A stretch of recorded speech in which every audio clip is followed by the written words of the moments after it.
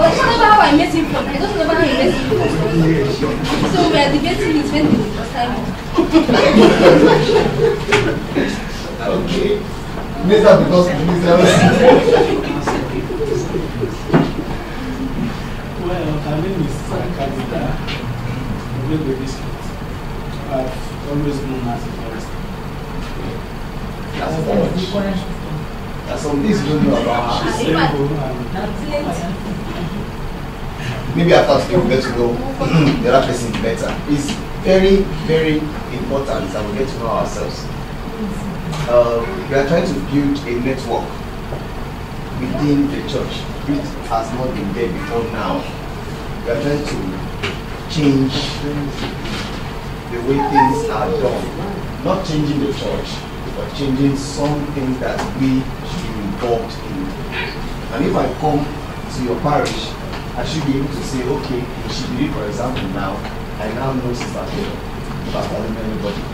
If I go to Alabado, this year I'm going to this year I'm going to no, I can't do Alabado. They still have.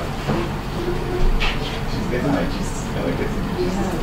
Okay. If I come to Alabado, for example, and I want to buy Alabado, I think I should start rooms there to tell me where they can sell Alabado very cheap. You know, something like that. So it's just very important. I tell people these days that there is anywhere I'll introduce you, introduce me. There is no place I can go to now in the whole of Nigeria, at least for now, that I'll have any issues. Why? So long as there is a Watchman church there, all I need to do is just introduce myself as a Watchman of the God's diocese from the head office. The only person you cannot call to get my identity is GS. So another person you call, so will tell you, we know this is who it is. And with that, I can get at least accommodation free of charge. It's very, very important. Now, so much on that. One time I started to take the welcome address, but she's not here. So while we are waiting for her, please, let's have your name, your parish, email address. We already have a group on WhatsApp. I don't know if everybody belongs to that group. Are you in the group? You're in the group. Okay. So what we need now is your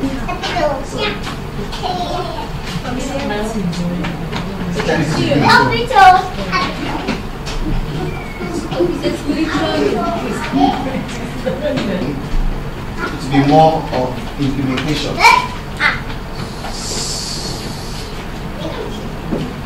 Okay, please go there.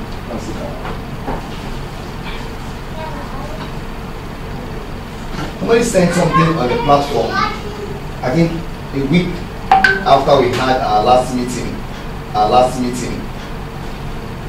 Now that we've had a meeting, what next? Hope it will not be business as usual. After all the talk, everybody will go and sleep. And when we said to the person, no, it won't be like that. We said some things the last time we came. Today is just for us to conclude on the issues we think needs to be addressed. And then now move on to tell us what we have in stock. Yes. Sorry, this phone number, is it WhatsApp number? Just in the phone number. No WhatsApp number. But we worked already just youth ministers. Number 3, poor pastor/youth relationship. No interpersonal skills. Lack of interpersonal skills in most of our pastors. Not engaging the youth in church activities.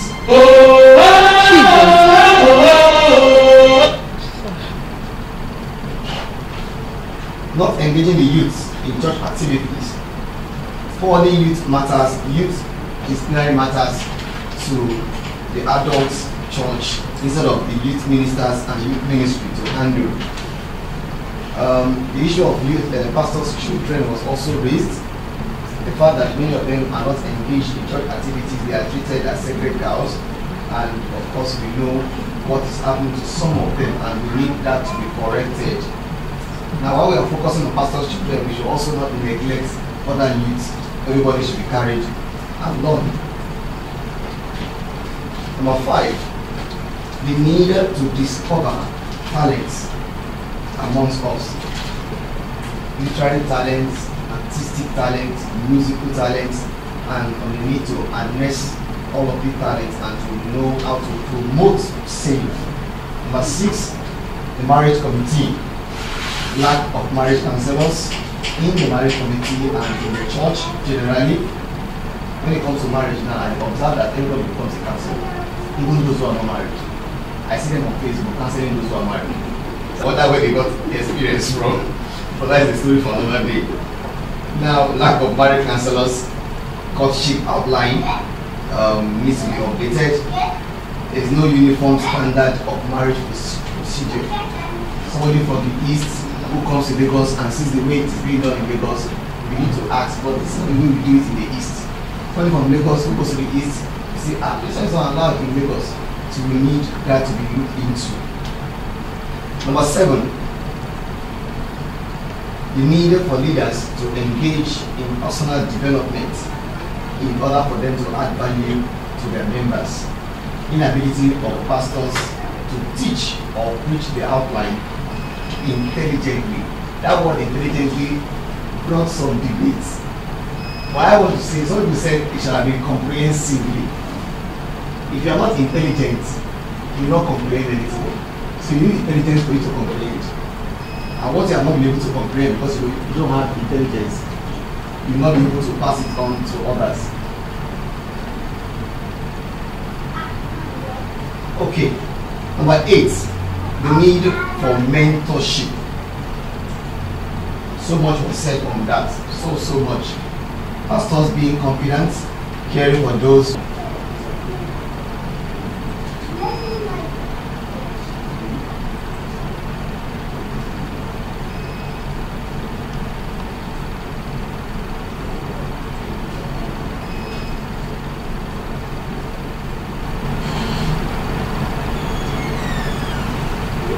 Adding regular programs for youth outside the youth week or youth talk.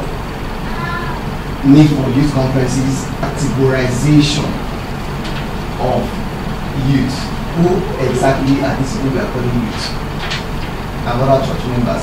Which class of people are referred to as youth and who are the adults? Number 11, need for youth counselors in the church who are trained to understand youth matters and how to handle same. Number 12 rather, lack of friendship in the church. Let me just say something on that. Some of us have left the world in a way for a long time, and somehow you've been cut off from your regular or the secular friends you grew up with. And then you come into the church, you expect that the people in the church should now become your friends, but that is not there.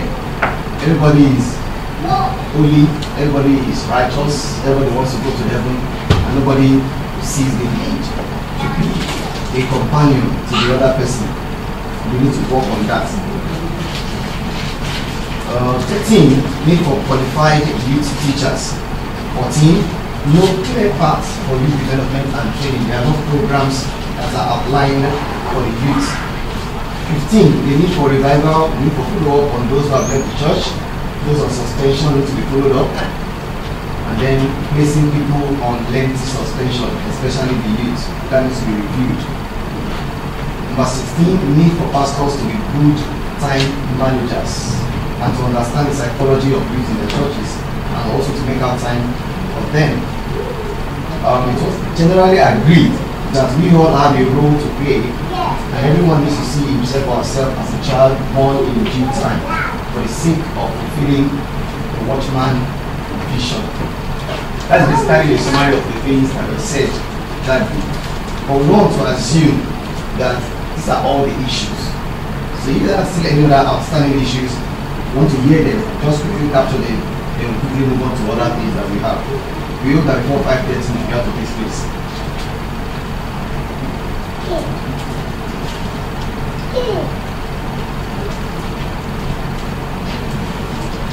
I'm not. For now.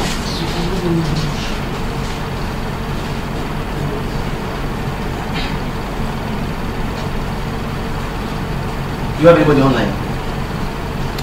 One person. Okay. Please, let's hear you.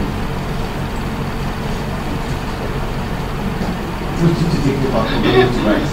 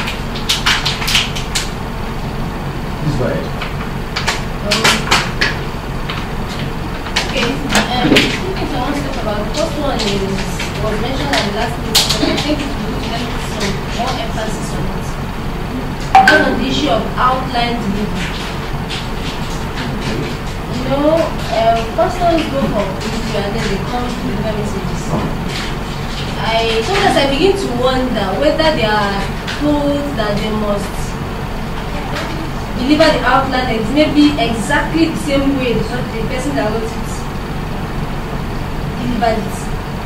And if they must read everything, then because it's like there's so much emphasis on trying to, I don't know, then maybe they feel that's what shows you are loyal to the vision of the Watchman vision. If they can, if they try to make sure that they just follow it religiously. So sometimes they end up deleting the letter and not the script. And sometimes also feel that some of them is what we see is like they don't get to understand the outline and comprehend it before they begin to deliver. Because I don't see why somebody is giving an outline and he's reading, and as he's even reading, he's not reading the thing smooth.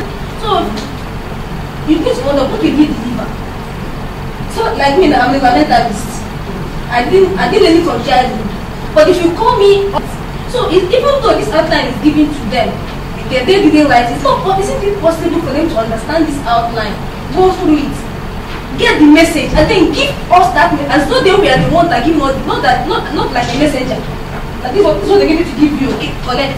I think that just passed. It didn't pass through the inside of them. So it's something that gives me concern, and I've seen it in several locations, not just one. So let person try to understand the message, and they wasn't even read the outline. It's not necessary. To me, it's the son of a poor teacher.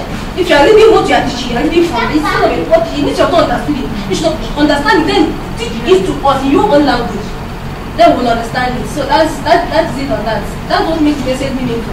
Then second one, I must say, is something that gives me concern. I must confess, not particularly a issue, but I feel it's something of concern. Watchman is a congregation that is always talking about reaching out to the church, general church, outside the world. That's why we have an IGMC. I remember in 1999 when Pastor Tess came to Lagos, one of the things he said I don't forget is that with what he saw about happening in Nigeria, that if he wasn't a minister, he would have left with his family. I don't know who else said it, who else remembers it. I don't forget it. And that was why he started this prayer session that we have in church. But it bothers me that we come there, we need to pray for our businesses and our welfare and all that, and things are happening around you. The church is in trouble, and you watchmen are sleeping. Now what are you watching for? The must be right now, persecutions among Christians, killings and all that. Not the watchman affair. So we'll tell you, well, we are protected. Watchman, we are not able to come to us. But if it is all about watchman, then there's no IGMC. We have a responsibility towards the entire church body of Christ. If you ask me, I feel that watchmen should make it clear. This session should be about praying for the church. Then if we can do something physically, fine. But the issue is, let us have a concern. Or have we become so apathetic because we see people watch videos, not the class people to us, don't do anything to us anymore. And have we become so apathetic, so nonchalant about bloodshed that it's happening in the law? It doesn't concern us. Those people are human beings like. I'm going to talk about the youth, and it's not actually about the people that were offended and later left. It's about people that think or what it's like to them is that they can't get anything again from the church. Okay, like there is nothing this church is going to offer me. We have heard about heaven and hell since I was born. And then you get to this particular stage, you get to an age, and then you're like, there's nothing more I'm going to hear, nothing more, nothing different. It's not about hell and heaven again. I want something that will give me something else. I was thinking about it because I checked. I was looking at my parish.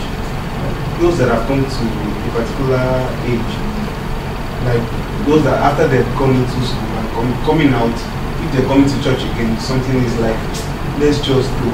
After this Sunday, you wait for the next 3 Sundays or 4 Sundays before you see them again. And it's only on Sundays. Let's just go, something like that. I was thinking about it, I was bothered actually. And then I remembered someone I knew a long time ago, so I called her. And then what the first question was, she asked me was, are you still living in that place where you were living? I said yes. She said, you're still living in that place. And then, you're still living in that place. I said, at least I have somewhere to lay my hand. Then the next question she asked me is, are you still in Watchman? I was like, yes. You know, the what was like, for her it was, this thing that you were doing, what I thought, that what she was telling me, what she thought was that my parents were born forcing me to church. Then it was like, are you still there? Are you still in that kind of church? As in, I used the place, how she called my house, or the place I'm living, to last week. But I went to my youth teacher about 2 or 3 weeks ago, before they looked on here. I told him, I wanted us to at least call these people that are not really stable in church. They are coming and going, and those that are not even there. If you can, and let's start with those that are in church. Then let's talk together within the youth, together within ourselves, and try and get to do it. But that's just the Raising hand.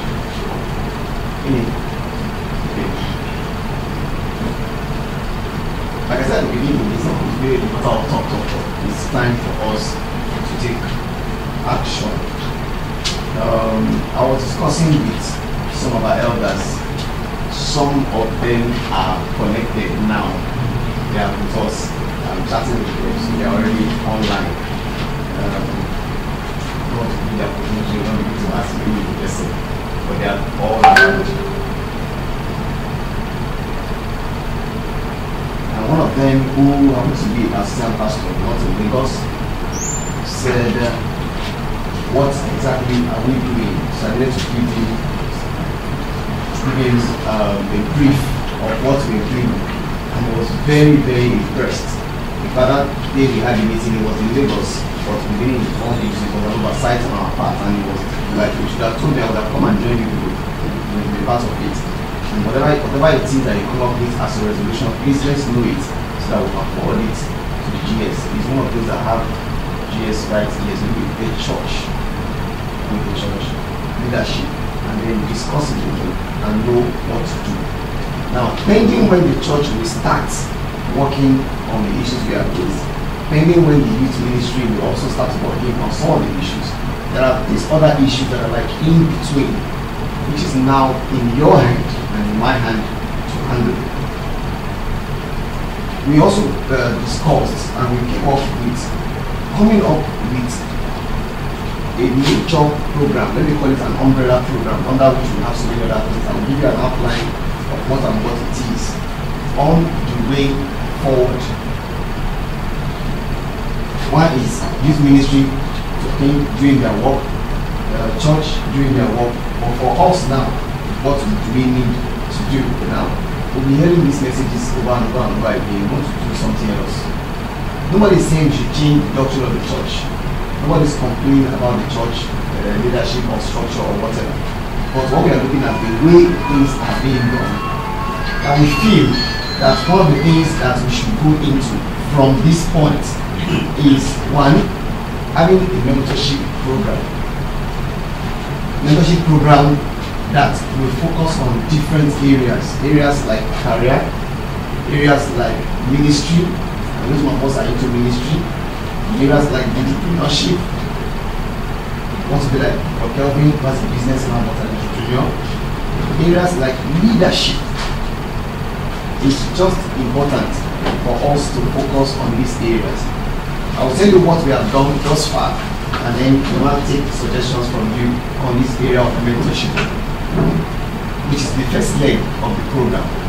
Now, we've spoken with some of the people we know, one-on-one, or related with, some in business, some in career, some in ministry, and we've shared this idea with them, and they are all part of it. In fact, two people that I spoke with, one, as I was still talking, he also made personal, wait, don't talk with me, I'm interested. Another person who happens to be the first son of the GS, as I was discussing with him, he just said, no, don't worry, put my name, I'm interested. We need to be part of this thing, we need to run. And he shared with me the message he got. We men are going to be mentors. Right now, we have about 22 of them that will bend down. Mentors in the area of entrepreneurship, mentors in the area of career, ministry, and the rest of that.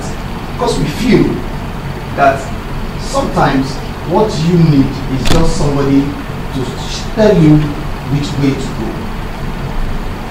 That's what we feel, and I think we are right. Just somebody to talk with, and then you can tell you, okay, for this career, this is what you should do, that's what you should do. My eldest brother will tell you that if he had known, he wouldn't have stayed home writing WAEC for 5 years. If he had known that there was another way of furthering his education and then achieving what he wants to achieve in life.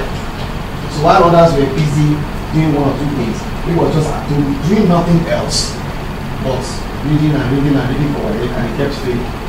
In those case was peculiar anyway, it was more of own problem than brain problem. So it was not as if it was dull, but a lot of forces fighting in the first son. But later I was able to break through with about 3 or 4 credits. So that is that on mentorship. Now we are not exhausted in the areas. We've only penned down career, ministry, entrepreneurship, and leadership. There may be some other areas that you feel we should look into. So I want to do the categorization. We know who is to fall to where, and that. Now, secondly, is capacity stroke human resources development. Success without a successor is failure. And right now, I can tell you that we are not looking at capacity development. We are not looking at it at the moment. Nobody is looking at it. Nobody, let me start with the pastors. Nobody is training would-be pastors that will take over from the ones that are there now. Even the ones that are there now, nobody is training them. The much we are handling. Today after the meeting, I have to call all the ministers in my parish, music ministers, ushers, electricians, all of them, Bible study teachers, and the rest of that. Look, we cannot continue like this. Shouldn't be that you come to a church, if it's not Bros that is preaching today, it's very good that is preaching. If the two of them are not around, no other person to preach. Now she's talking about people not being able to deliver messages. Some people, nobody has ever sat down with them like this to tell them, if you have an outline, this is the way you should teach it. I don't know if any teaching pastor has ever done that. They didn't know that done that to me since I started ministry. The right things I know today, I know from what I observe and from listening to understand pastor, who in his own way has been trying his very, very best to tutor and to mentor people, especially those who come around him. Because it's one thing for the teacher to be available, another thing for the students to be there. So there is the need for capacity development. So much. Many people are working in the offices and they are not fulfilled. They don't know what else to do. They don't know what to do, the next step to take to move them forward in their place of employment. I went for a conference in 2013, then about 14. And at the conference I met my elder sister, my immediate elder who is also a lawyer, about 2-3 years my senior at the back. And while we were talking, she saw her own classmates who finished with her from the university. And then I asked the person, where are you now? A long time. He says in Benin. What happened? Are you practicing? He said yes. Lawyers asked if you are practicing, if you are working. Are you practicing? He said yes. So what's happening? And the person asked her, what of you? She's in the Navy, she's also position, blah blah blah. That one has begun to tell her, please, so in case there is any opening or anywhere, let me know. Because where I am now, my salary is 7,500. And I was like, that's not possible. Because at that time, when it was 875, I was aiming about 86, 87,000. And it's supposed to be my senior. I was wondering, how are you surviving 7,500? There are some people like that. See, we complain that people don't come to church on Tuesday, they don't come to church on Thursday. Have you ever asked, where are these people? Some of them are working at a job that They are not until we help them to develop their capacity, they will remain where they are. I interviewed two persons last week to manage an establishment for my clients, and then I asked one, you have this big warehouse, you have a borehole, you have some equipment, and then my client is willing to put money down. Now, given this warehouse located in a very strategic location somewhere in Apapa, what can you do? Give me 5 business ideas. The only thing we could think of was for us to stock the warehouse with biscuits and orange and this thing as a market. That's the only thing we could think about. And this is a brother in the church. Because we always look at the church to employ first. If you can't get them in the church, not go outside. If the brother in the church could not think of something. And as we finish from the interview, I can't look at me, what do you think? Your brother from your church cannot take this position. I told him, yes, I agree with you. As simple as that, no sentiment. So if people say we don't develop capacity, then people will always and will continue to underperform. They say there is no job. It's a lie. There is a job. The question is, are you qualified? At least I know how many job vacancies the person has posted on the platform. But the question is, who is qualified? So in the area of capacity development and human resource development, we are looking at having seminars, regular seminars, having conferences, having different trainings, having business or economic summits. 2 years ago, I was at a Redeem church. There's this very popular branch in Lagos Island. Where is Davis Court, right? I went there for an economic summit. At the beginning of the year, some persons have already sat down to look at the proposed budget for the year, and they brought out points from the budget, highlighting areas you as a businessman should invest in, highlighting areas that you should go in if you are training, if you are into FMCG, fast moving consumer goods, and the rest of that. Preparing the minds of their members for what they should do in a year. But we don't have that in Watchman. So every year, we just enter the year like that, and then the year ends. At the end of the year, nothing is off. Camera. Okay. At the end of the year, people don't achieve anything. And I ask people, what do you expect, or what are you expecting to show at the end of the year, when from the beginning of the year, you never had any plan? Please, are we together? Are we together? When from the beginning of the year, you never had any plan, never had any goal. So it is time for us to change the way things are done. If we want to see results, we have to be pragmatic. We have to deliberately do what needs to be done. You can't wish success. I wish to be successful. It will not happen. You have to work at it. So we have seminars, conferences, training, and then economic summit. And it's not be in this place. We are not looking at this place. In fact, our intention was that this meeting would hold in one of the hotels around, but we have some volunteers. Nobody volunteers. This is well. Number 3 is business development. First is mentorship. I've highlighted that. Second is capacity development, and then third is business development. There are a lot of opportunities out there, but some of us don't know about them. A lot of grants opportunities, equity opportunities, venture capitalists who are out there who are looking for who to give money to, and then nobody is there. Somebody came to meet me in this office and he told me he's having a problem with his business. What business are you doing? Riding Okada. Okay, so what happened? The businessman stopped him and seized the Okada. So apart from the Okada, what else can you do? Pastor, I shall do so many things. It's not about doing so many things. Okay, let me ask you. If I give you, was it 1 million I said? I think it was 1 million. If I give 1 million right now, which of course I can do. If I don't have it, just to call Broker will give me. Will give me. Because if the cost is genuine, he will support it. He will invest. If I give you 1 million now, tell me 5 things you will do. The first thing you mentioned that is good about that. The same Okada. That police just seized. The same Okada. The same Okada that police just seized. So you can imagine your reaction. And then look at, just put me in your position. That was where I reacted. What? You can't be serious. Can you tell me another thing? It's okay, I'll buy Kekemawa.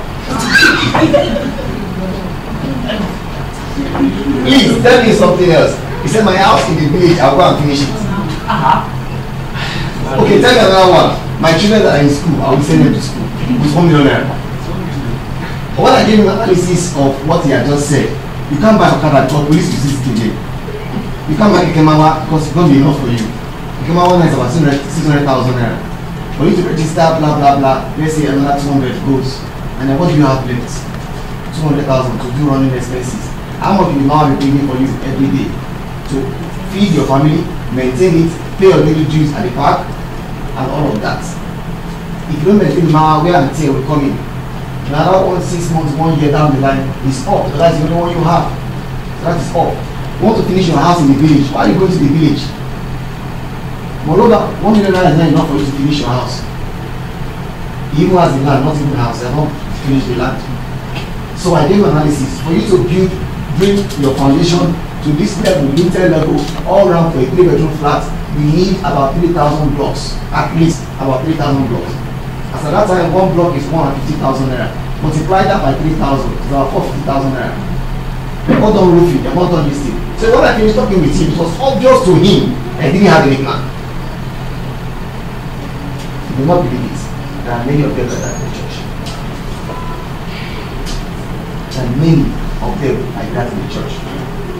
I was happy and I was glad because that tells me that he knows the difference. When he said, I'm not a businessman, I'm an entrepreneur. There's a lot of difference between a businessman. Not doing business.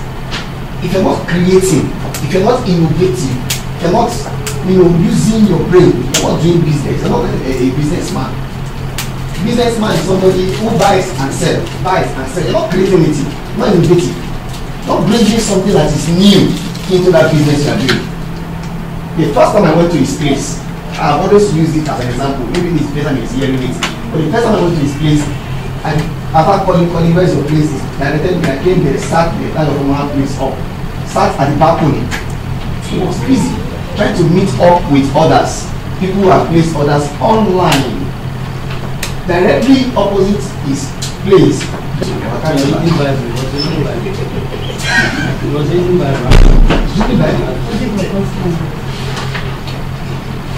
But this other person has placed himself where customers can reach him without necessarily coming to the market. That is innovation.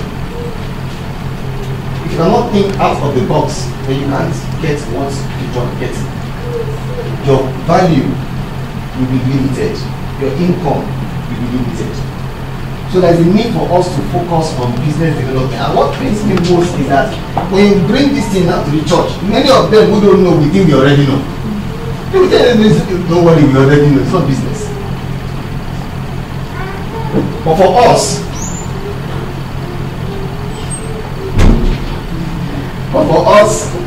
and for those who will come in contact with us, who focus on developing their business, there are so many things that needs to be done. Investment schemes, investment opportunities. How do you get equity funds into your business? How do you get to interact with venture capitalists? How do you get or access grants that will help you in expanding your business? So these are the 3 basic areas we intend to focus on, and that's on the immediate. The first conference under capacity development by God's grace will be holding in September. The reason is a lot of things need to be put in place. We need to meet with our advisory board, which we have set up. We need to meet with them and then get some other things out of them. Logistics, the venue, the hotel we want to use somewhere in Ikeja, Central, we need to be secured.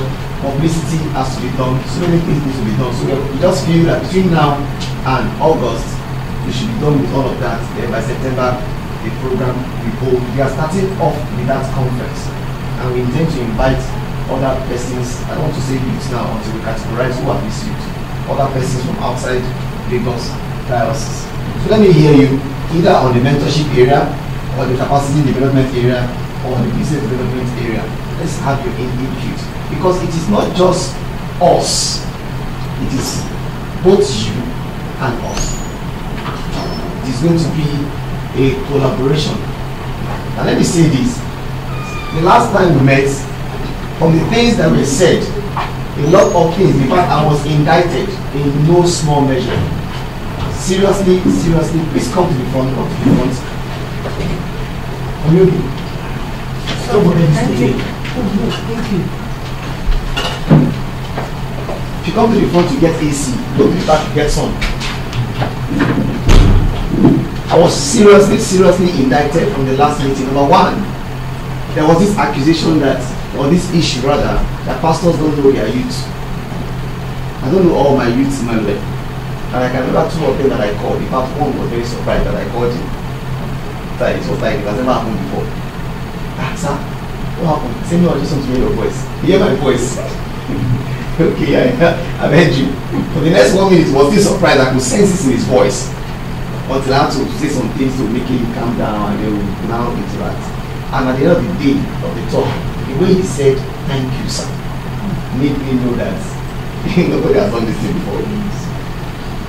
You know, so I've called about 3-4 of them. Yes, one in Lorry, 2 at Futo.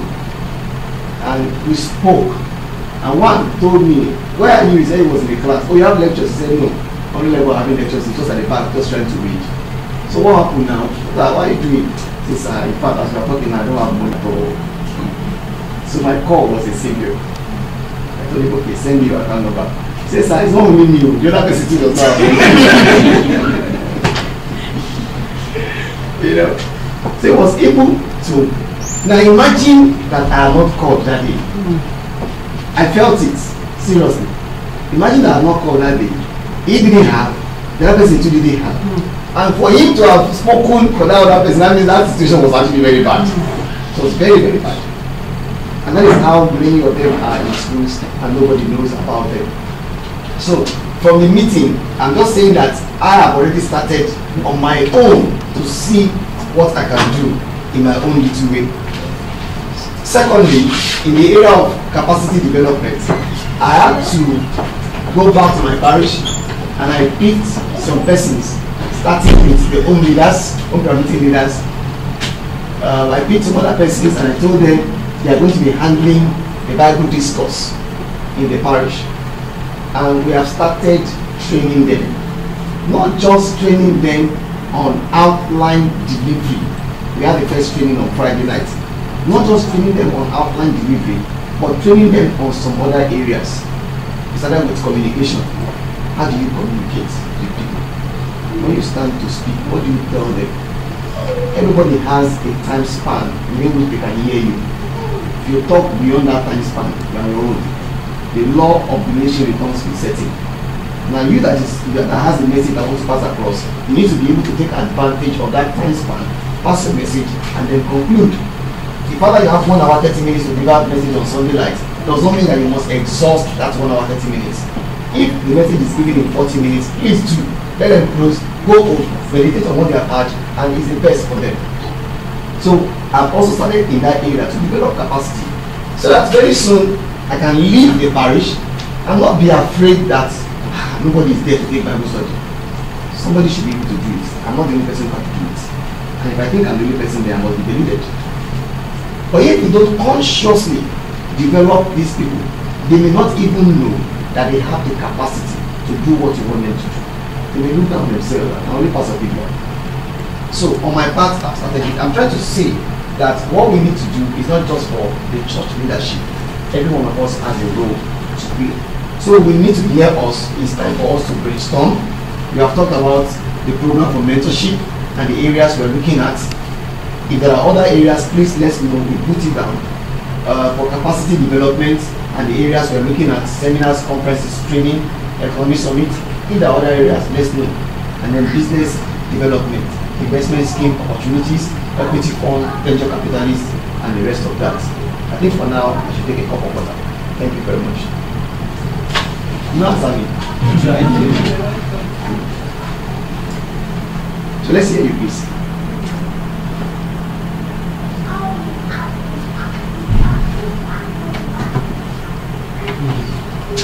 Praise the Lord. Hallelujah. Actually, when I was coming, I told myself I don't want to say anything, but I really spoke at length. My name is Daniel Kelvin, Chukwuka Proteas. I'm still growing, I'm still there. But I want to say something. What we're trying to do is we're trying to restructure both the youth arm and the church per se in general. But I really believe that for something to be more effective, there are some set of people that should be part of it. Because if you're not in the system, you can't make impact. Unless you are in the system, then you can make impact. Now, if we want to center all these things around the youth, then we should try as much as possible to see if the church, because when you come to Watchman, I followed this ministry from when I was small, even though I was quite stubborn then.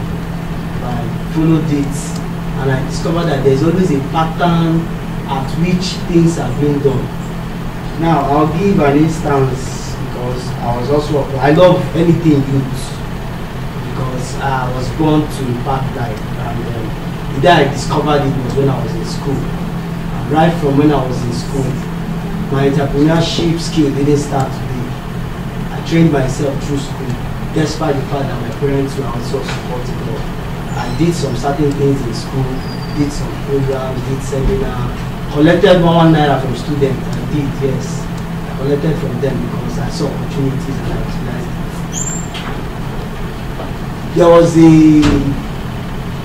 group we formed in my parish. I think you can, not my parish, my district. She can bear witness that group. Now we came to discover that youths have this kind of understanding or mentality that if they see their fellow youth doing something, they can be influenced, you understand. But with the encouragement they are getting from other youths, like for instance, when we come together, you see sister this, sister that, and maybe you're this kind of shy person, but when you see sister trying to be more outspoken, you too, you like want to iron sharpened iron. So we discovered that to bring this youth together, both believers, no matter who you are, so we termed it too important to be ignored. And we started, it was growing. But because there was no support, which is the routine or which is the pattern of the ministry, there was no support from the head, the thing crashed. It was a wonderful program. We call it October 1st. Every October 1st we will have programs. In that program we have programs for career, spiritual, drama. We will bring ministers that will come to talk to these youth. And if you see my parish there, my district there, oh, it was wonderful. Youth were just, in fact, youth feel the church, but immediately they didn't encourage that because maybe it didn't come from the head office or from the assistant pastor's office or from the GS office, and they killed it. And now if you come to my parish, it's so sad that actually I'm only adult youth. Yes, I'm an adult because at the age of 34 to 35, I don't pass it. Please God, that's a side away. So I'm the only adult youth in my parish. So it's so saddening. Some of them will come after school. They will not come to church. Come for home prayer meeting, you will not see them. Come for house fellowship, you will not see them. But they are around though. So you see, what I'm trying to say is that for me to get this revolution we are trying to bring, because I know it's a revolution. A revolution is something that you start, that you want to change. Or maybe if you see what is happening in Nigeria now, we need a youth president, and that is what everybody is campaigning, because old people, they don't, the levels where they operate, it's not the same thing with the level we are operating. Everything has gone digital.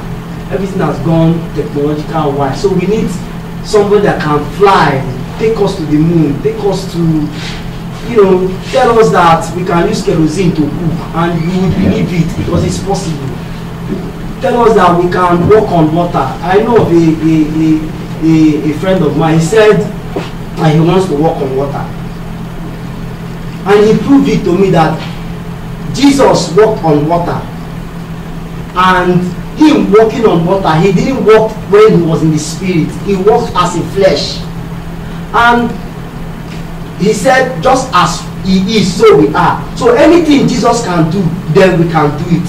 Now he now said, if Peter wants to go to the nation, somebody must walk on water, because it's written in the Bible. So if nobody, so what he's trying to do is trying to bring the scripture, to bring it practically. You understand? But you see, when you tell somebody I want to walk on water, you tell say this Buddha is high, you check his malaria level, but it's possible. So this is what a youth can, you know, something that is your minds, we need, you understand? So what I'm trying to say in essence is that for us to make massive impact, we need to get endorsement from some set of people, because this ministry, I see that there's a part like a business. When a business, they said the lifespan of a small and medium scale business is 3 years, and this to me is like a business, because we're investing. Now we're here. So if we don't get these people involved, it will not. I'm being realistic. So we need to get these people involved. Let them know that this is what the youth want to do for the youth. Then we now begin to identify who our target audience is, so that we can move ahead. Because if you are doing a business and you don't have a target audience, you just bring out any product and you will not make money. So you have to know, is it the rich, is it the poor, is it the middle class? Who are my target audience? So in this, we need to know who our target audience are. Whether it is the youth in primary school, or the youth in the university, or the youth in secondary school, or the youth out of university looking for job, or the ones that are not yet married, or the ones that are married. So we need to do all these things within this, then we launch. I believe if we can put these two things in place immediately, because impurity is not a merit. Praise the Lord. Yes. It's very, for those who don't understand English, impurity is not a merit. It's not talk. Talk is not.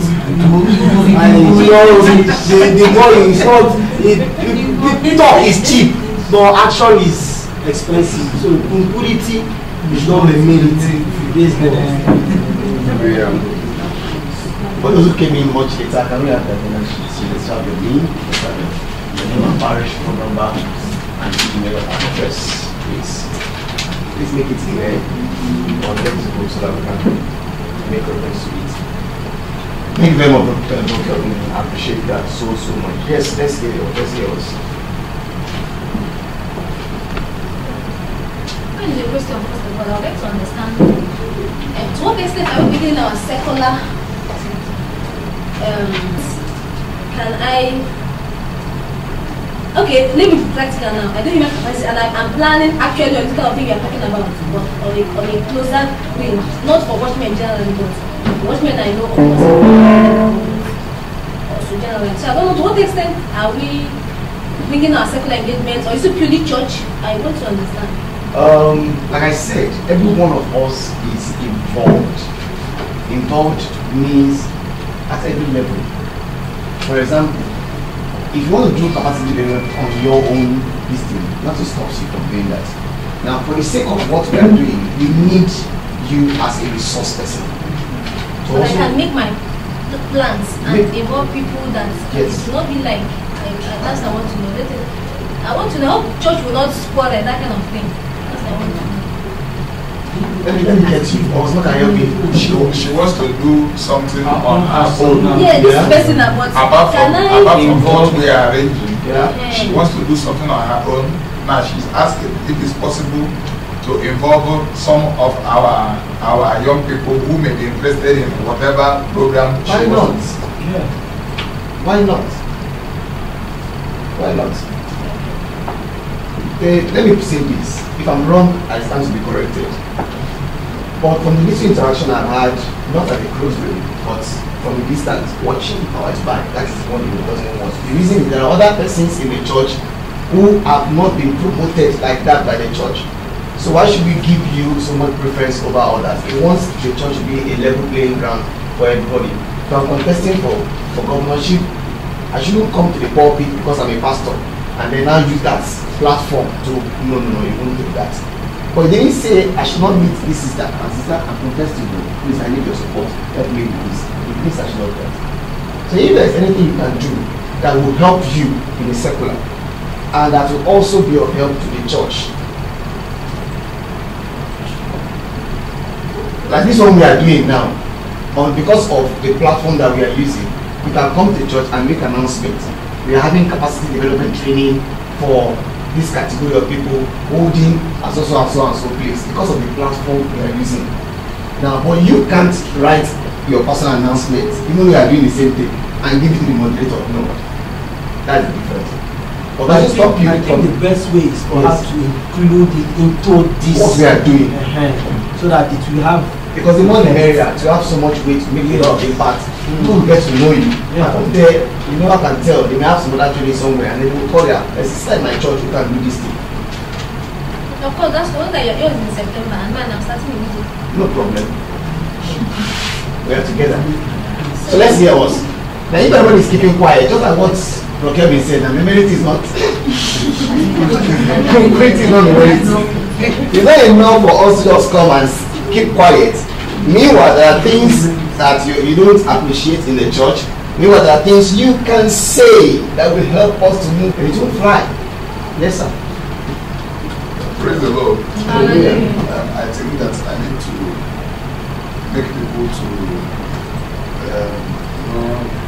or to remind us of why we are here.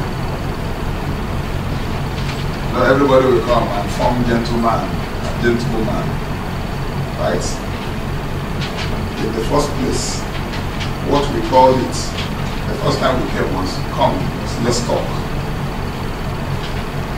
We didn't say come and let us sit down and enjoy the AC and go. We didn't say come, let us look at our faces and know who is more gentle and who is radical. We didn't come to look at who is going to be the first to talk. The last time we came, people were talking, we had to take down a few points and then adjourn for a later date. And I believe he has given you the summary of the fallout of the previous meeting, right? Yes. I think he did a summary. Yes. In fact, in the group, in the WhatsApp group, we did a summary of the fallout of the previous one. And then having the understanding that there are people who may also have got some other things to say, even among those who came for the meeting, and then they didn't have the opportunity because of time constraints. So we called for a second one as demanded by us, so that we can fully explore the thought. So we shouldn't keep quiet. To show that we are not also keeping quiet. Since that time we have been meeting several times to see how to fine-tune some of the things that we discussed. He told you his own experience, which he had told you, he had shared with me privately, and how he was invited as a pastor. The day we had the last meeting, the other pastor came and shared the much he is doing. So now he came to get more information as to the things that he could still do. He may be doing or may not have been doing, which he may not know how important it would be for the youth. So he came to gather information, and I believe we are not keeping quiet. I told the I'm a zonal coordinator.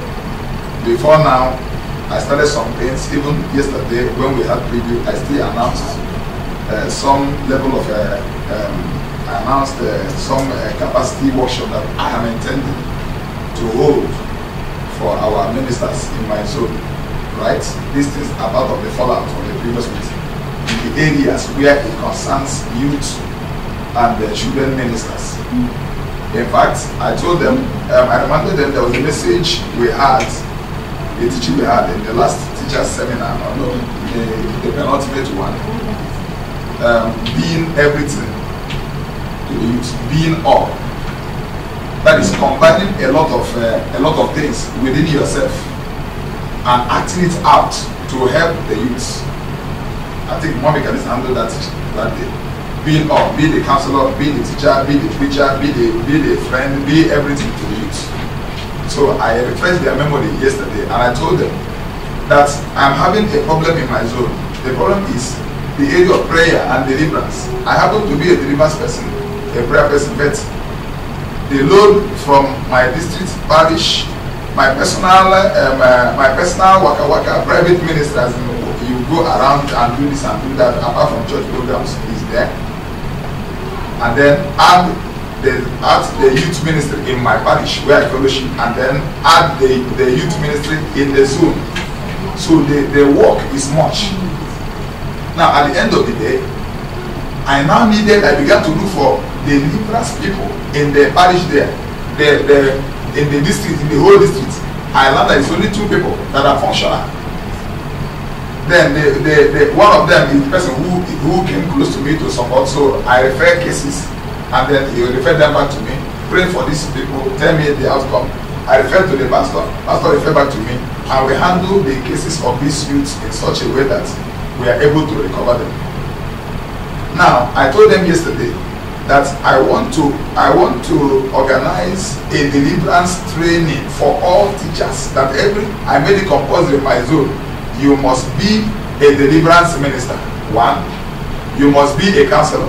That I'm going to discuss with Mommy to see how we can be able to arrange that. I want to teach, I want them to know about counseling. Counseling not as it relates to just church.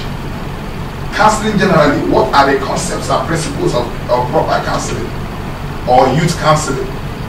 Many of our ministers didn't know how to counsel people and all that. And you see from the fallout, as a fallout of the previous meeting, you hear that many people got into this and got into that because they didn't have a counselor that they are around, even though they were ministers and teachers. So I have started working in that area. We are doing capacity building in the area of counseling and then deliverance matters. I have told them, they were laughing. I reminded some of them that left the minister of deliverance, some of them including women, who were doing very well with the youth. All of a sudden they left it. Now we are bringing them back to it. We are going to do a training and then get them involved so that when some matters come up, I shouldn't now be looking for external deliverance hands to handle these matters. Let us have people to handle them. If we have counseling issues, if I'm not there, I can be able to call somebody and say handle this matter, and I'm sure that this person can be able to handle it, except where it becomes impossible. You refer it back to me. Praise the Lord. So what we are doing, we mean business, and we on our own have started working. We have hit the ground running already. We have drawn the programs, what we want to do. We have consulted widely who we think can get involved. Now, if you are here, you are a stakeholder. So you come up. If you have other things you think we can do, good. If there are other areas we didn't touch in the last meeting, maybe some of the things that we are talking about that may have discouraged the youth from following those who have left the church and those who are in the church, that they are there and I say they're not there. Let us know exactly what has gone wrong, what is happening. And then we go and then profile solutions and see the recommendations we can get. We told us that at the end of the day, when we package this whole thing, now, if it's the same authority, the church authority, you expect them to be here physically. They may not be here physically, but if you have Mommy here, you have church here. Whatever Mommy hears, she has the GS audience. Whatever Pastor Mike hears, has the GS audience, because he is the church lawyer as well as a pastor, pastoring a parish. So he has access to relevant stakeholders. Mommy does the same. So don't expect that they will come and sit down here to hear this. At least it's on tape. We can have access to the tape whenever we are packaging our recommendations or whatever we are doing. Now they have the tape as well. They can also watch and see the much we have been able to do. So let us open up and feel free and express ourselves so that we can move forward. Thank you. Thank you, sir. I'm sure with that every hand should be up now.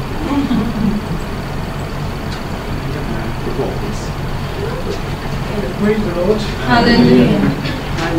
I appreciate God for this meeting. I see it's yielding results.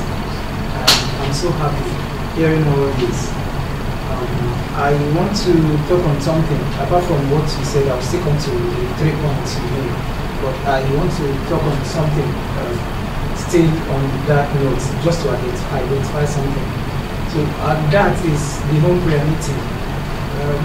When we come for home prayer meetings, we don't see youth. Definitely, you have to see them in church first before you see them at the home prayer meeting. So, but then we're supposed to have, even if it is youth home prayer meeting, I don't know what to call it, but even if they will join the adults. But I see that the aim of home prayer meeting in our church, I feel, I'm not saying it is defeated. Me, I feel it is defeated because we come to home prayer meetings and we still hear Sunday lights, we still hear Bible study, we still hear charismatic hour. It is not supposed to be. Home prayer meeting is supposed to be when I know you. In fact, if it is possible, like 4 families, like why I got some experiences because of where I served. I served because of where I served in a fellowship. So there's something they call DCG, the discipleship cell group. They are not more than 4. That's on campus. This is the organization they work for on students. They are not more than 4. If they are like 6, they break. Or maybe like 7, 8, getting to 7, 8, they will break that, split it into 2. So I feel that home prayer meeting, some of all these things we can correct it via home prayer meeting. Because if we have like 4 families in a particular home prayer meeting, we could come one day and then there's no outline for home prayer meeting. And then we decide, okay, you know how to cook, make pizza. Okay, teach us. Teach us, something like that. We could even say, okay, our home prayer meeting today would be in this particular restaurant. And it will make us to know ourselves. If I have a problem, I should not call pastor first. The first person that should come to my mind should be my home prayer meeting leader. Okay, we've been together, he's my friend. So let me call my home prayer meeting leader, and if it's bigger than him, he should call the pastor. If anything should happen, we live in the same area, so these people should come around first. So, but if this is defeated, then we still come to home prayer meeting and it's a long sermon. And that's what I feel. I'm not saying it's bad, but that's what I feel. At some point, we could still have some, maybe a kind of interaction. Okay, look at this matter. How do we solve this? It could, I believe home prayer meeting can change a lot of things. If we start it maybe among the youths, it will still help. Because in home prayer meeting, I know you. In fact, I could even say, if let me just let me say this. If I like jogging, early morning jogging, I could just say, brother, could we jog since we are living in the same area? What I'm just saying is that these people, this particular forum will make us friends. And if we are friends, it will solve a lot of things, a lot of issues that church will not even need to come in. Home prayer meeting should settle all that first. So that's number 1. Sorry, I don't know whether I deviated, no, it's fine, but it's fine. I want to talk on the mentorship. One of the points you talked, youth would come back, and I believe those ones that are there, that are still around, will have a say, and their lives will be reshaped. We all need this. We all need to be mentored. I was speaking with, I saw something that a youth posted on his status, WhatsApp status. I was just reading. He was just bringing out his life, like the way his life has been. He's done with school. But he was talking about after he finished school and he's been in a forum of his classmates, and you see sometimes these people, they've got work, and sometimes they say we're going to meet at this so place, we're going to do this, we're going to do that, but he himself is just an errand boy in his office. Errand boy that is, in fact, let's say somebody that his certificate is far bigger than the kind of work he's doing. And some of our youths, they are passing through this. And who do I talk to is another thing. Who do I talk to? Who can help my life? My life is shattered. Sometimes we just come to church. Sometimes these youths just come to church, but they have a lot of things hidden. And somebody will say, why is it that they don't say it? Why is it that they don't tell the pastor? The pastor has to be a friend before they will go to him. You may not even know, some of them even might have gone to a particular person to talk, to discuss their matters, and it became another thing. So now they are being careful.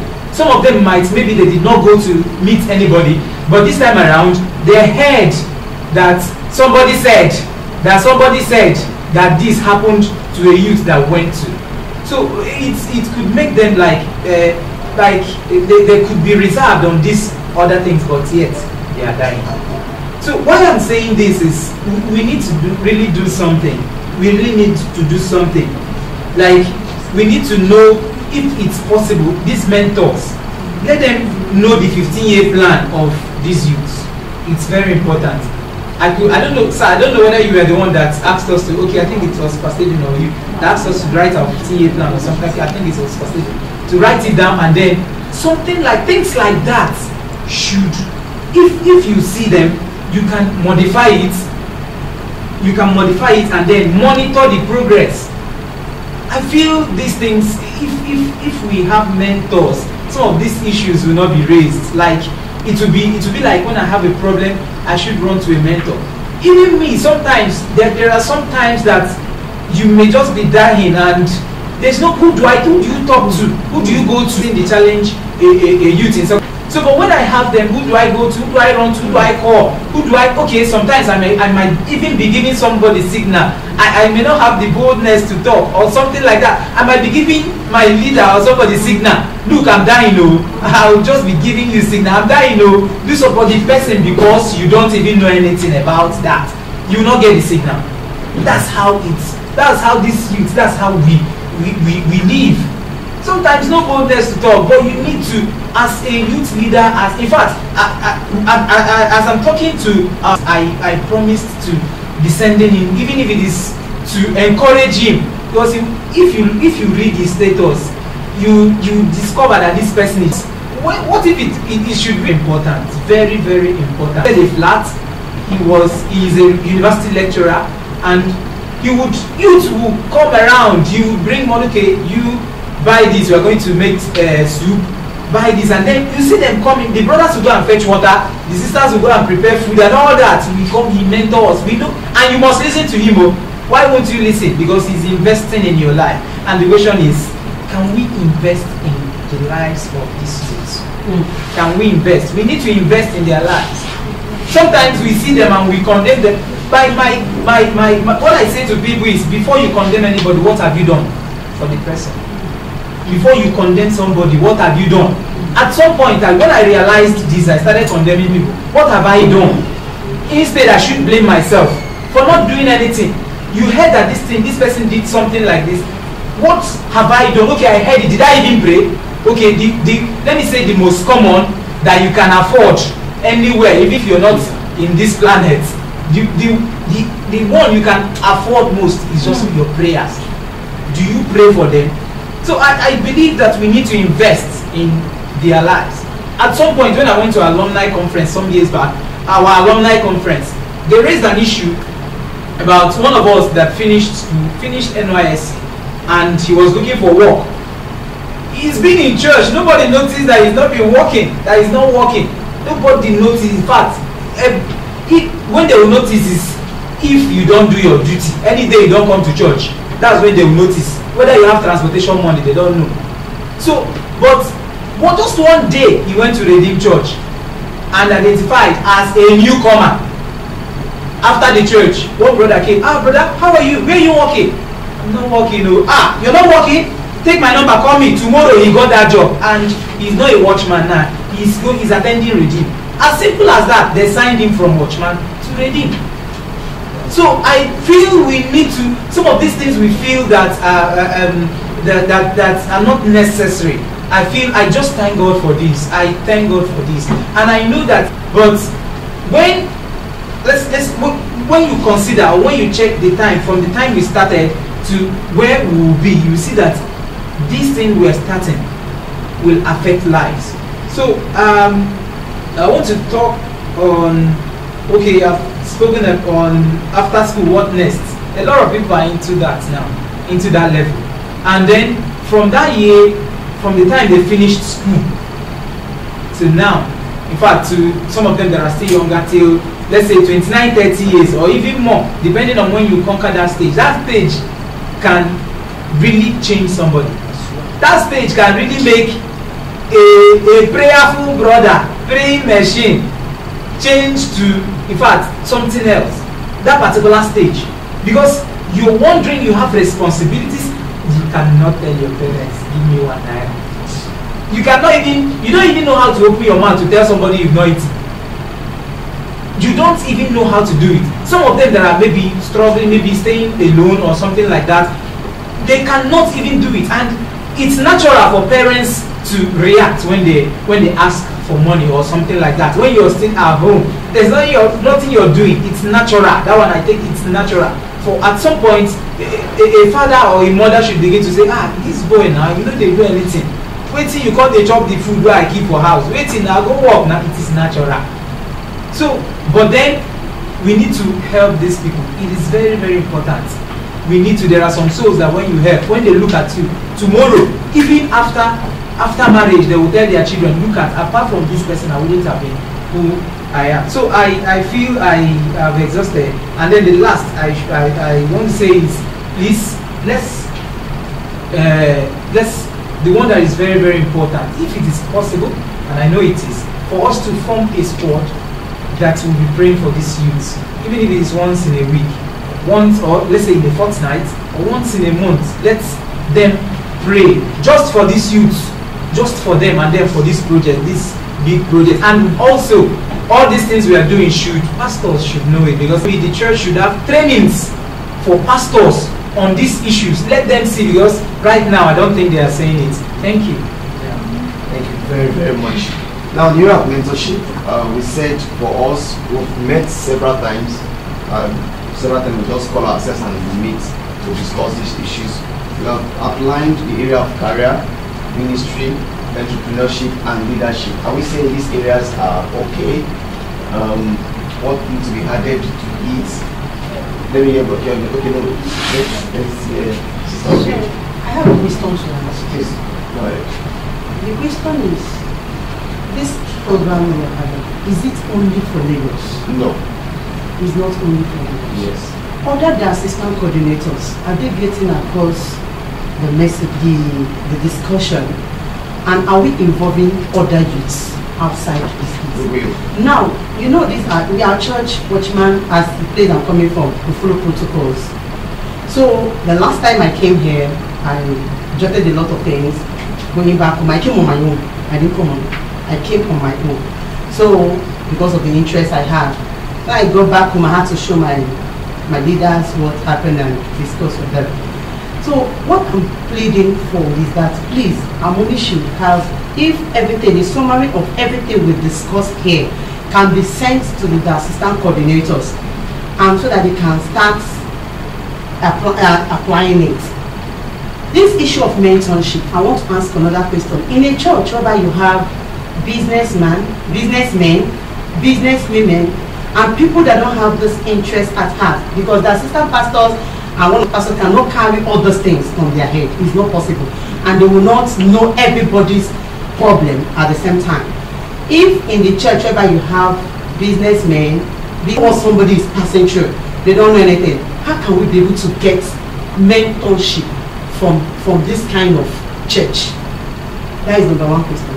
Number two, I thought there's somebody I would have come with, but so, trying to help himself in school too.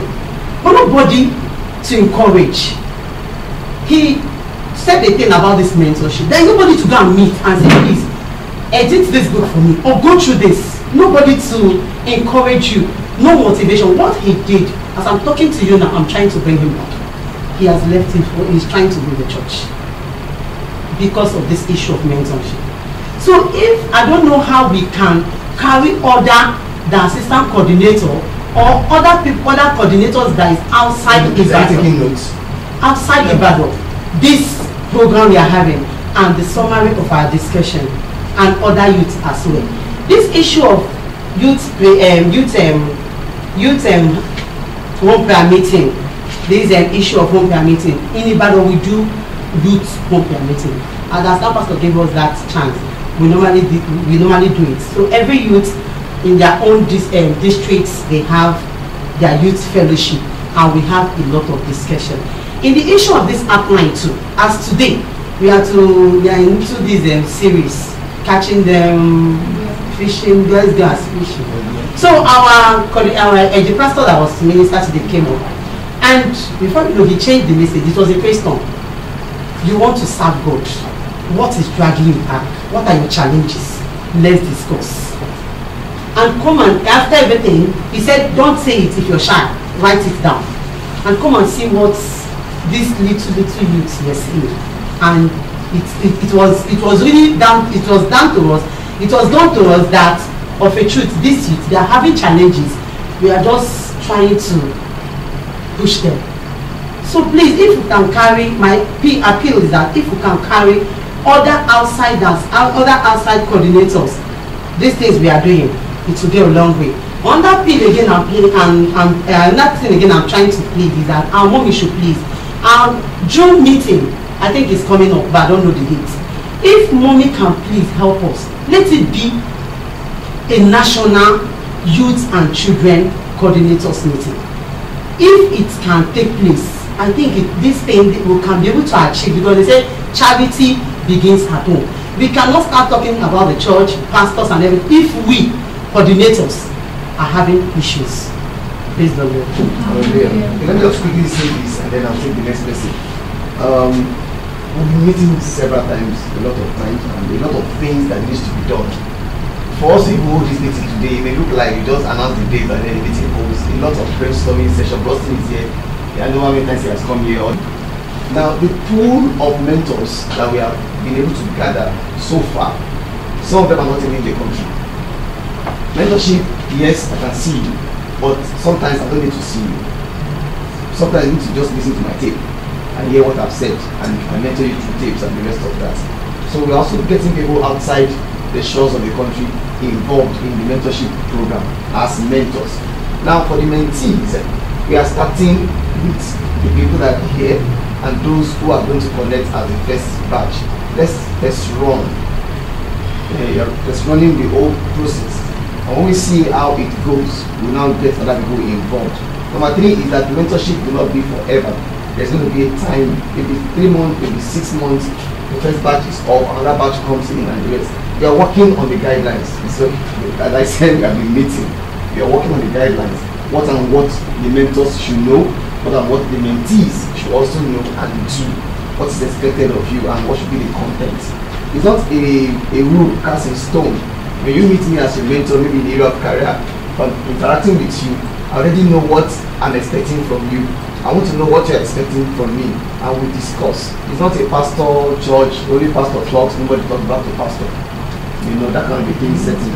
So everybody will talk, we talk to ourselves, we talk on the phone, and all of that. We are setting a lot of rules in place. At the moment, somebody should introduce to me, is in Kano also, that I'm mentoring even through the phone. We just chat on WhatsApp, and we discuss, and it's been very, very fine thus far. So every other diocese will be involved. We are using the platform of the youth ministry. As I said, that because of the platform we are using, it's easy for us to access the church. Some persons may not appreciate what we are doing until they see the results. For Watchman Youth Empowerment Scheme that we started, some persons did not see the importance until after 3 years. Just like anybody you came to pass after 20 years. And we know that some will not see the part of it after 20 years. We're not in a hurry. not everybody cannot be on board at the same time. You have to take it bit by bit. So when they are awake out of their sleep, they will join us in the journey. But be rest assured that everybody will be. Christ tarrying and God helping us with the little resources that we have, we see the much we can do. Okay, we're raising our hand. Yeah, I wanted to add. And we are on the issue of mentorship now. I wanted to add something in that also in the area of mentorship. I believe every church, let me just put it this way, no man is an island of knowledge. Is it Jesus Christ that said, no, I've forgotten who said, but he said, learn from the ants. Go to the ants. It's in the Bible, yes. So go to the ants, learn from them. And then another place I want to quote, he said, is it the children of this world, we can learn something from them. So what I'm trying to say is that even if we look inside the church, even if we look inside the whole Watchman, we cannot find resource person. We can look outside. I've been to, sorry to say this, there is this conference that they normally do in House of the Lord. Sorry to say, I'm only trying to bring the reference. In that conference, they bring ministers that are not even members of House of the Lord. They bring ministers that already have their own congregation, but because they have value, they have something they know that their congregation needs that will help them in areas of secular things, not only spiritual. We know for not spiritual we are number one. Even if we are not number one, we are number two. Then we can still bring ministers that are number one in another and still come to talk to us about we are all going to heaven. It is one God, one fellowship, one Christ, one Bible. So if we can bring people outside the Watchman or outside our own, then it will go a long way for this mentorship of the team. And then secondly, I also want us to include marriage, because this issue of marriage, a lot of youths are really finding it difficult, or it's a big, let's say it's a complex world. So we also need qualified ministers that will handle it, so that, you know, I've been there, so I know what I'm talking about. When you go there, the way people stay is as if they came from prison. Yeah, and I've been there, I will not tell you lie. But when I went there, it don't feel like I go prison. I went as if I went for a business discussion. Praise God. So if we have mentors in that area, you will not be afraid to tell somebody, this is how I feel towards this sister. This is how I feel towards, even it's not everybody that must pray. I'm being realistic. It's not everybody that must pray. The Bible said, he that findeth a wife, it didn't say he that prayed a wife. Because that day Joshua, you see Joshua of Jacob went to the well. He didn't pray. He saw the damsel in the pool in the well and said, this sister, this is the will, this is it. And because of that, he spent 6 years plus 6 years just because 7 years. He spent 7 years 2 times. After 7 years, they gave him somebody said, no, no, lie. See that one I see for that way. The package set. You understand? So, if we can have, you know, in that form, so that people can be relaxed. We're not going to heaven, yes, but there are some certain things that are meant to. It's not like I've made a post. Sometimes we over spiritualize everything. I'm sorry to say it, but it's just because of mentality. Something that is needed to use, you know, turning gari to turn. You want to make a bar. Use turning gari to turn. You see someone who use prayer to turn a bar. It's not necessary. There are some certain things we need to be spontaneous, we need to be realistic, we need to follow it the way. If it is earthly, Jesus Christ said, give unto Caesar what belongs to Caesar, and give to God what belongs to God. You not take Praise God.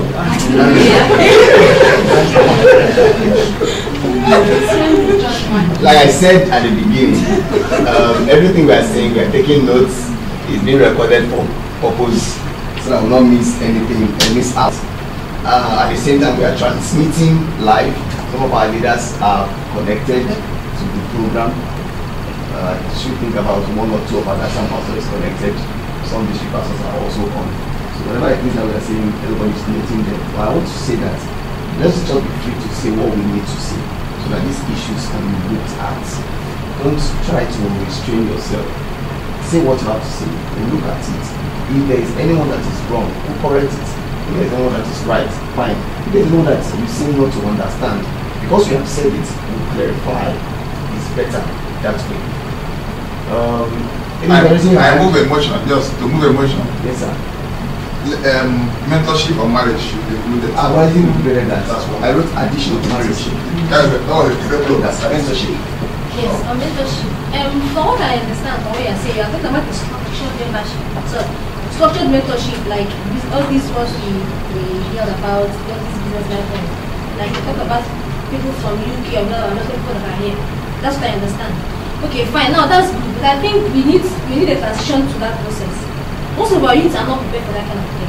We talked about asking some people, what can you do? And the person said, I'll buy a car. And some people, another person said, I'll buy warehouse, that kind of thing. I believe before we get to that stage, when we are preparing for it, for those people that are here, you can present yourself. You don't need to have it here. And then we can also include that I cannot do it for you. But when I finished the 6, I came to Lagos. I know as a Watchman person now, we don't get any person except church people. Nobody else outside church. So I came to church. I'm looking for work. Frankly speaking, in all sincerity, I know this person was for the very depths of my heart. He took me to Lagos Island. I don't know whether it's Panda. I don't know whether it's Mandela. I don't know what it is. I don't know where. But that was where she took me to. Now, before that time, I come from a civil service background. I don't understand noise. I stayed on J. I never went to J market because I couldn't stand the noise and the chaos there. So they took me to Aspanda. For 2 days, I can't remember what happened in that place. I can't remember anything. My head was just people just up and down, and down, and down. It was just chaotic. I couldn't make sense out of what was happening there. I didn't know what I was supposed to do. I didn't know what I was supposed to do. I couldn't understand anything. After 2 days, I thought I'm not really again. It is now as I think back, I remember that she was trying to help me. That was what she could offer. We don't, so but we have 1 or 2 people, but they are very few and scattered. But if these people can also make themselves free, you may not have a job to give somebody your office or somewhat.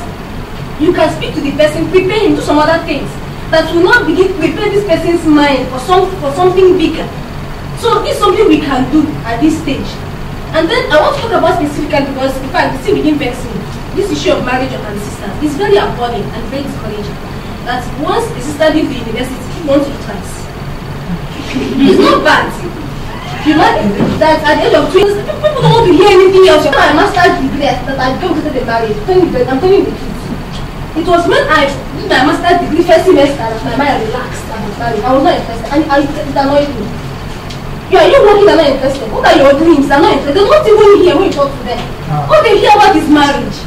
You understand? So, in fact, I told myself right now that when a sister leaves school and I get to know, I begin to talk to some of them. Help them settle.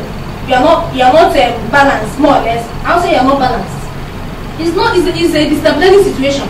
And there are not so many other sisters, and yet you cannot give somebody husband. It's not as if it's something you can do. Yes, but the one is in your hand, you can do. You don't do it. I tell people that except you want to do loans, you cannot give somebody a husband, but you can give somebody a job. It is in your hand. You can lead somebody up. You can make referrals. These are things you can practically do. So the one you cannot do, you know you're focused on. Okay. What do you want to start to go and do? You have to go and look for a brother to marry or what? It's not feasible. So it's something we can change our minds toward. Like I said, some of us are here, and there's some others that may be hearing right now. Be an encouragement to people. It is good to get a step by the age of 25, but that shouldn't be the only thing. I ask people, all the married people in this world, don't they have problems? All the married sisters, are their husbands having all their problems? They don't have problem again, they don't need money again, they don't need anything. But once you marry now, hands are not finished. So when the brothers are here, they can solve all their one problems. It's not true. So in as much as I talk about, let us talk about personal fulfillment. It's very key. Thank you very much. Thank you so much. I agree with you that we need to, for now, focus on the mentors we have around, the ones we can see face to face. If we're talking about mentorship from diaspora, then we need to work on that. Some people have Android phone, but they don't even know what it is. I agree with you. So that's one very important thing. This issue of digital, this e-commerce, digitalization is very important. So a lot of, if it's possible to hold some classes or whatever, this one, you not just Facebook. There's some other things somebody can do online that are beneficial to him. These opportunities, some of us are not aware. So it's very important in this age. Somebody said that if you are not online, you are not. There's the way they put it. If you are not online, you will still face out something like that. So it's something we need to also look into. Thank you very much. Mentorship. Yes. While everything was going on, my mind was just on what I had to do. What can I do? How could I bring it? How can I just do what I want to do? Remember I said that I didn't know what to do. I don't know what to sell to this. So now, second it or give after gathering the youth and giving them my vision or telling them what I want and how we want to create a group, because since everyone is leaving now, let's give them something to stay back for. And then I'll call them, get to talk to the pastor or anyone now that will help us gather the professionals for them to mentor us as in closely. And even if they don't have where to put us or where to do the job, we're able to give them, even if they don't have vacancy wherever they are, at least they can help people come up. And secondly, there's this girl in my parish. After the first meeting, I started thinking and many things came through my mind. There was this girl in my parish. I asked her why did she come for the Watchman yet the other to come. And I got to notice that she's 17. She just finished YA. No, she's still writing YA because she didn't pass the first one. She wants to write another one. She failed English. But she can make dress already, and she has made a dress. I mean, she makes most of the dress she wears. Make dress for her sister, and even made for her dad also. I was like, okay, how do we put this now? She needs sponsors. She needs sponsors. Then I wanted to add that to the group or send her pictures to Watchman years and send all her whatever what she can do to Watchman years for sponsorship and all that for mentoring us. Then some things happened I couldn't do it, but now this is a good opportunity to say that. And then there's this other brother. There are two brothers I know that do things on their own. They're not in school. They are working on their own, and I'm also like, these people cannot just be doing this thing. It will not probably do it's like they are doing well now. But for me, I know it cannot last for them. What do we do for those people? This one is just a question because they're not professionals. They are not in school. They are my age. And they don't even look like they're going to school. This other brother I know, not in my parish also, outside the parish, but can't go to school because he doesn't have someone to sponsor him, and he's like, okay, he wants to try and get money on his own, and then try and go to school also. So what can we do for those people? Okay, let's discuss those issues when we are done. We will not debate on the focus. Now let me just take the aspects of the professionals in your now this platform, I think I should say this, is different from the platform of the Watchman yet the focus of the Watchman Youth Empowerment Scheme. That one is like at a lower level compared to this. This one is at a higher level because of the category of people that we are looking at. Now we need to scout for resource persons. We have people in this church. We have. You may not know it, but we have a lot of people in this church. They are hiding. Well, I think they're not really hiding, but maybe because we've not been able, we've not created platform. The sister from Mission district who does shoe. And right now she's in Cyprus. And her label is nothing with that because when I got to know of that brother, there's somebody in your parish, in your church in Cyprus who is this is, do you know her? I said, yes, please connect me to her. And he did. And the way I was sending her message, she was like, are you seeing the will of God? But there is something in you that I just got to know about, and I think you need to explore it, you need to tap into it. It is high time we have to start doing these things. Somebody told me that this is just a little on the hill that was concluded. We had issues at the point with the speakers that was imported. Very wonderful setup. I can't solve this problem, but let me call somebody who will come and solve the problem. And I think it's a lady he called. And when the lady came, lo and behold, the lady he called to come and help us solve our problem to our church member. So I'll find out. Those in the PA unit told me about. And the man said, don't worry, if she comes, this one is my mind for her, she will solve it. I know her, she's good. So because they have to okay, God call her, and when she came, she's a watchman. And moreover, the person had been paid. The person that took the pictures, all of us saw on Facebook, anyone on the hill, is a watchman. Beautiful pictures, storytelling pictures, captivating pictures. But nobody knows it. What we have. And I've said it several times that people that are running these churches are none other than youth. So we need to look for these people. If you know them, let's know them. Let's give us their contacts. Chief is to host them. That is why, apart from this meeting that we are having here now, subsequent meetings may not hold in this. Use them. Let's not use them. Who are they? What do they have to offer? What level of experience and exposure do they have? How much impact can they make? And the rest of that, they will now know where to engage them. Maybe not at the general forum that we're already working on. Still at your level, it is easier. I can say that without sense of humility. It's easier for me to talk to your parish pastor as a friend than you sending your program and that's on time. Anything on mentorship you give any.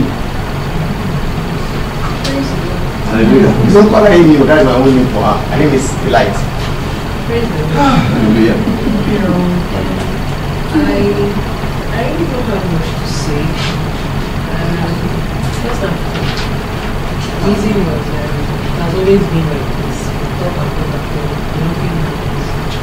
So, but somehow I just said I won't be involved. I'm not like anything new before. I just don't want to get involved because we've been talking way back from the youth church. We've been talking.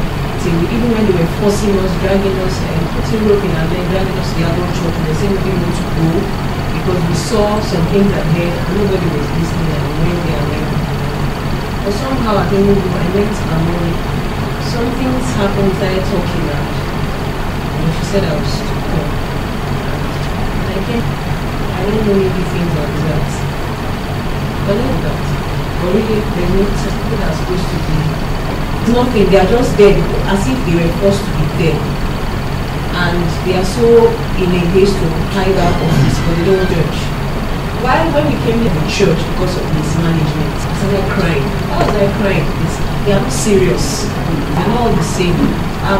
There's no feeling, there's no passion for you, us being here. There's no point with us. There's no point for us to be here because our gathering here, I want to believe that it's as a result of passion for our friends who have left, for those who are about to leave.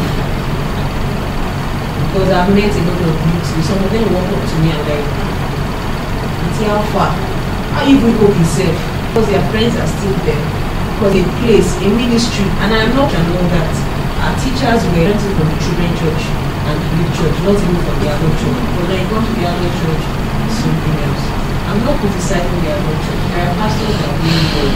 I wouldn't want to mention name, but where I am now, in my parish where I am now, I met a pastor that is different. I was, in fact, the first day he called me on the phone, I couldn't believe, because that day I was so depressed, I was sad and all that, and somebody would call me and say, how are you? I said, I'm fine. He said, I was just on my own and I felt something is not right with you. I was like seriously, my pastor is feeling that I am not alright. It's not like I told him anything. He's feeling that I'm not alright, and he called, and it gave me hope. Like, okay, I could still stay, and okay, probably there are still people who are there. I have the opportunity to meet a pastor like that. But what about those ones that don't have the opportunity to meet So I'm not really talking much, like I said. I'm only emphasizing on the fact that if you're here and there's no passion, for whatever reason you're here, it's pointless because it will not last long. Along the line, you don't discover that we just gathered, everybody just talking, this one wants to talk, this one wants to talk. At the end of the day, to just be a show or whatever, and everybody will go and be looking for that. I was praying, I'm really sorry, last week I was sharing with a friend, I was actually praying. I remember I saw the things that happened at ABB, and in fact, I like prayed and told God to prove himself, because at a point in time we were really sincere. It's not that there are times you have doubts because of the things we see in church, like, are you sure God is still here? Are you sure? They're just telling us different, but what we are seeing is different from what we hear. But God really proved himself at ABB to me as a person. I had a personal encounter. God proved himself. When I came back, I don't know, one of the days I started crying, like last week. I was praying for our years, and I was saying, God, you've really proven to me that you call this man and you sent him. But there are a lot of people around, they make us feel that he's inaccessible, that we can't read him, it's too difficult. That's the impression I have about our years. And I didn't get that impression from my encounter with him. I got that impression from people that are supposed to be a link to him. There's nothing I can do, he won't blame me. I only started feeling different about him when I had an encounter with mommy and a few of his children. I discovered that he's not really what he tells us, he's what they portray to us that he is. A lot of things are going wrong in the church. If our pastors, our leaders, in whatever position, they don't have passion for the people they are leading, you won't see the need to pray for that person. As my pastor, you can be my pastor, but you cannot know anything about me because you don't feel anything from me, you don't have compassion for me. You just, even when I even greet you as I come to church, the church is a different place, not a political ground. The gap between a pastor and a church member should not be large, should not be far. Like a right-hand man to the GS. The man walked into the place, I went there, he came in with one car, and just walking, I was like, I didn't say to my friend because she's not a watchman, I just said, can this happen in a watchman? Like, if this pastor were to be a watchman pastor, that is this, close to that GS. And he walking here and everybody doing like just like that. I'm afraid of my mom, there are things that we don't do. So if someone did that, you shouldn't be scared. It's me I'm telling you.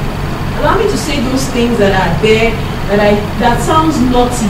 Let me say those things to you as my. I'll always be scared. I don't know what I will say now that they will say I said this.